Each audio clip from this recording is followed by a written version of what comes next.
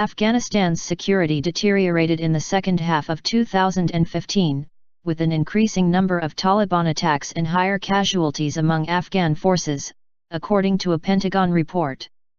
The document also says Islamic State is becoming a greater threat.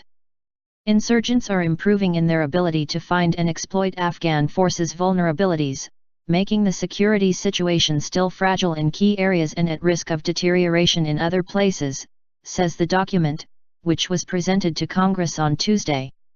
The semi-annual report goes on to state that the Taliban have remained active in their traditional strongholds, namely in Helmand in the south and Logar and Wardak in the east, and also created a sense of instability for brief periods of time in other parts of the country, such as in Kunduz in northern Afghanistan. The September capture of Kunduz was deemed one of the Taliban's biggest victories in 15 years, although Afghan forces backed by U.S. aircraft and NATO soldiers were eventually able to drive the insurgents out of the city.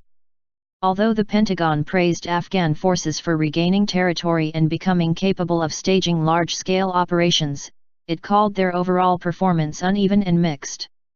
The report mentions that casualties among Afghan National Defense and Security Forces, or ANSF, rose 27% from January 1 to November 15, compared with the same period last year. It cites recent surveys showing public confidence among Afghans in the security forces remains high, at 70%, but is down from 78% in March. The document also acknowledges a threat from Islamic State, IS, formerly ISIS/ISIL, in Afghanistan, noting that the militant group has seized areas from the Taliban in Nangarhar province despite being far away from the group's strongholds in Iraq and Syria. The group continues to recruit disaffected Taliban and formerly Taliban-aligned fighters, most notably the Islamic Movement of Uzbekistan, the report states. The Pentagon acknowledged steps by Afghan President Ashraf Ghani's government to address leadership challenges within the military, including moves to replace ineffective officers. This month marks 1 year since the US and NATO-led mission in Afghanistan transitioned into an Afghan-led operation. US President Barack Obama reversed his policy on Afghanistan in October, saying he would prolong American military engagement in Afghanistan by maintaining a force of 9,800 through most of 2016.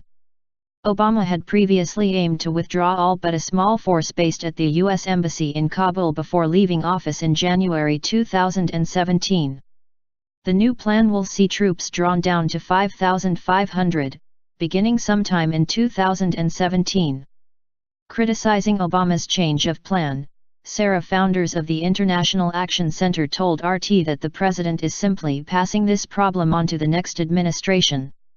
Those thoughts were echoed by political analyst Chris Bambury, who called the move a failure for the Obama administration. We should remember that President Obama was first elected with a promise to withdraw American troops from Afghanistan. This announcement, American troops are likely to remain in Afghanistan when he has left the White House, so this represents a failure for the Obama administration, Bambury told RT.